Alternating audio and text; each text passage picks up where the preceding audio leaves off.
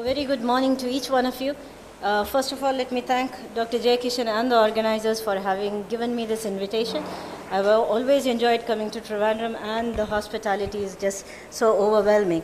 Thank you, a big thank you to all the team that has been working for it. So the first session that we are going to start with is an assisted breech delivery.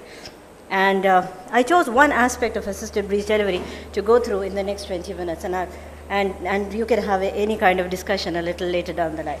Just to tell you where I come from, Fernandez Hospital is a private tertiary OB-GYN unit. It's a solely perinatal unit. We have about 7,800 and odd deliveries per year, and we have been increasing in numbers drastically over the past few years. When we talk about breech, just to show you our statistics for the year 2013, we had, and if you take the black and the blue bars over here in the pie chart, the nulliparous breech would be 2% and the multiparous breech would be 1%. And as we know that the incidence of breech would be around 3 to 4%. If we were to look at the contribution of each aspect or each indication across, then we find that the two groups contribute to about 8% of the entire cesarean section that would be done in our institute. Just to move back again and show you the indications for cesarean section, and if we take a look at the category of breech, that is, we had a total of 252 breech indicated cesarean section in the last year. So moving forward from here, breech presentation we all know is seen in 3 to 4% at term. Etiology is unknown in majority of the cases. In about 20% of the cases we might find an etiology, and once the fetus crosses 35 weeks, you have aversion rates of less than 10%, and ECV success rates are 50 to 60%. And what we discussed today is assisted vaginal delivery an option for breech anymore, or do we need to move forward? What are the associated problems that we are worried about? Even if we were to remove the mode of delivery, then we would find perinatal mortality and morbidity to be much higher among breech.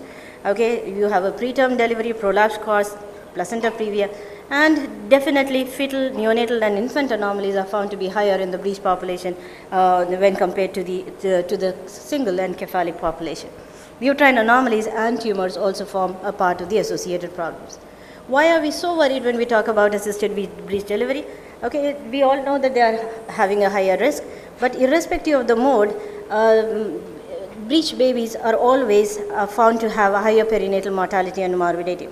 The measures that are known to reduce the risk is a careful antenatal assessment, avoiding labor augmentation, again very controversial, whether we give oxytocin to the mother or whether we don't.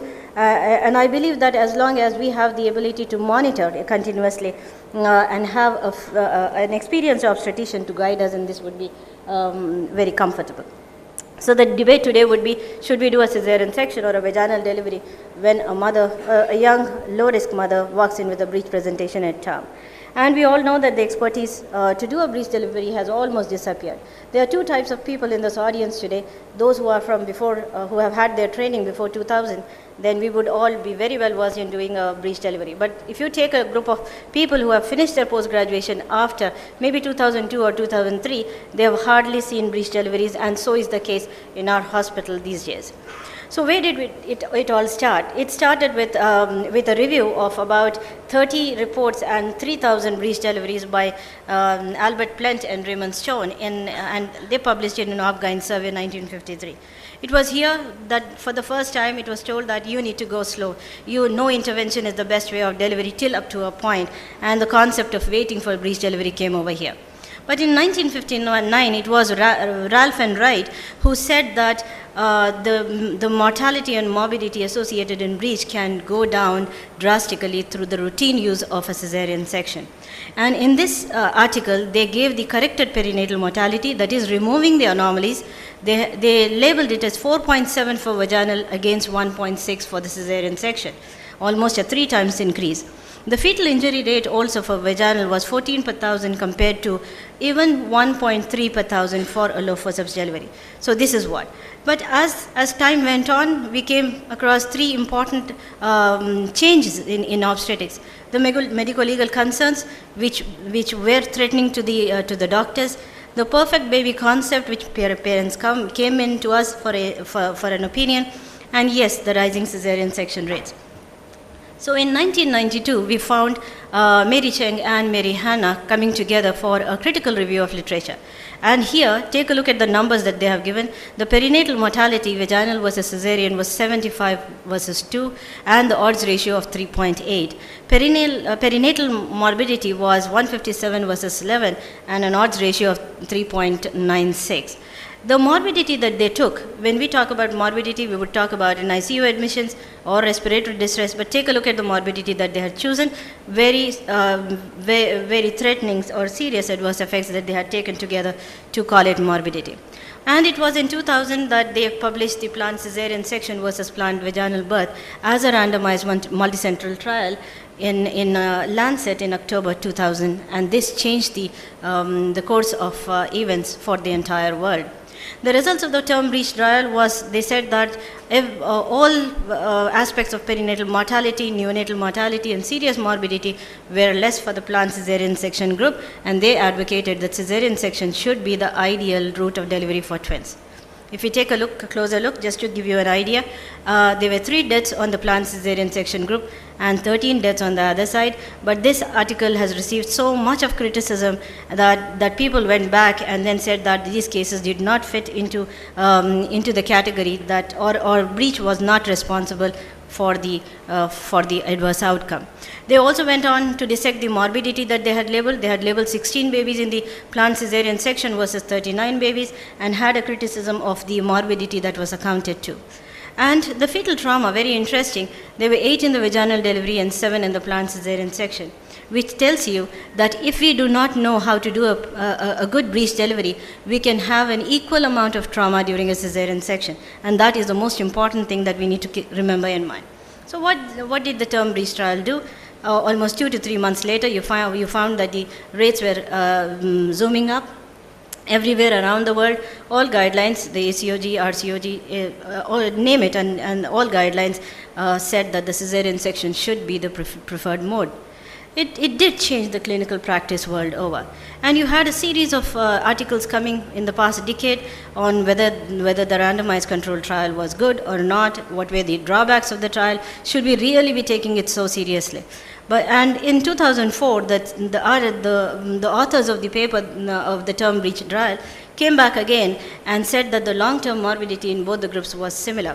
So it was a follow-up article that followed the term breech trial. But again, interesting, if you take a look at the numbers needed to prevent 1 death or serious morbidity, the term breech trial for some reason said that 7 cesarean sections are needed to prevent 1 death. But at the same time, from Netherlands and Swedish study, they had given a number as 175 to 400. So a huge amount of discrepancy in the outcomes of the term breech trial. It also had lots of responses from varied quarters and absolutely dissecting the article and said that we should not be following the term breech trial audit anymore. But I'm just putting down few other authors who have quoted a similar kind of a result.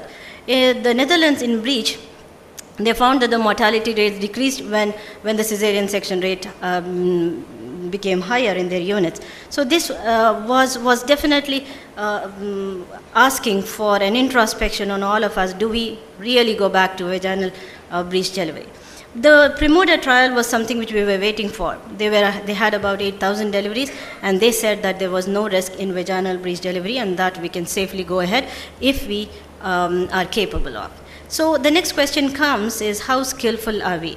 There will be always these 2 groups which will remain. One is breech coming in late labor. It's on the perineum that you really can't do a cesarean section at that time. And there would be a group of population who would refuse a cesarean section.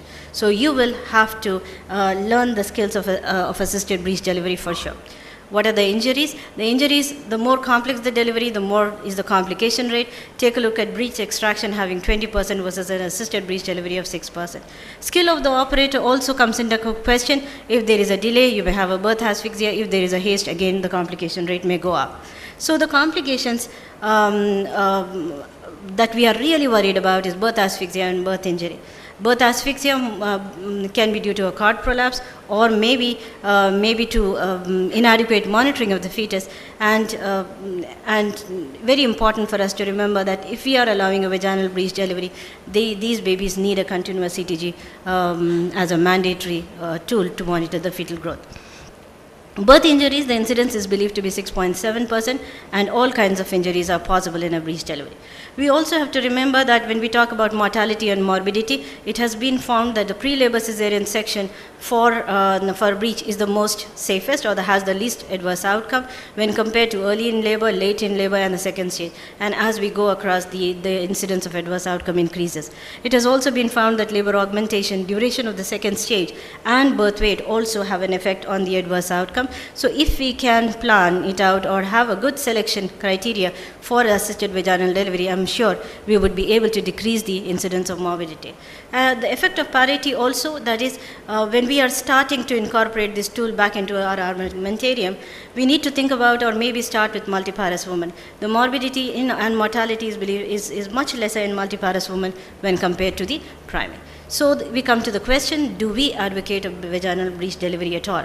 Very recently we have had a case wherein they came to us for an opinion wherein she delivered outside. They wanted a breech delivery, but the baby has CP now. So they were suing the hospital for wrong management. So what is important is, medico-legally, there is no rule that assisted breech delivery cannot be done. But what is important is that how do we counsel, how do we explain to them, and then move forward. As recent as 11th of August, there has been a report from based on an article from Netherlands. Vaginal deliveries for breech babies increase neonatal mortality by 10-fold. So again, we've got an article which seconds the term breech trial. So what is important for you and me, who are practicing every day, who do get breech maybe once in a day, when you are working on the labor ward, that we need to counsel. We need to counsel every mother with a breech presentation and look at the possibility of an external cephalic version. For some reason, again, in India, I have had my postgraduate training over here. ECV has not been given a much importance in our training, and we have to learn later on from someone else and become good at it. So we, especially the ones who are in the teaching hospital, have two responsibilities. One is teaching our students how to do an assisted breech delivery, and the second one is how to do an external cephalic version. I would not like to go into the details of external cephalic version at this time because I have a session a little later down the line. Okay, but very important that we need to remember that external cephalic version has a potential for reducing the cesarean section by half. So we should give this option to the patient when they come, before maintaining before going in for a planned cesarean section. And in conclusion, what we need to do as people providing care, or as the primary care providers, that we need to maintain our skills. And for this, we lean on those people who are senior over here, who have been through a time wherein breech deliveries were common, and appropriate selection. Look at the criteria that we would be using for planning a vaginal breech delivery. And yes, definitely counseling and documentation of what you had counseled. Every procedure has its adverse outcome, and assisted breech delivery also has its adverse outcome. What is essential is we explain to them and give the choice to the patient that this is the way it is, and would you like to, and have your team having an expertise to do the assisted vaginal bleed delivery. And I would like to end my session by this quote, and I love that quote: "The art of waiting is a difficult one, and not many obstetricians have either the courage or the patience to sit idly by whilst the breech delivers. This becomes even more difficult if the impatient obstetrician has a century of tradition, as well as the words and the writings of all his contemporary teachers behind him." Thank you so much for this.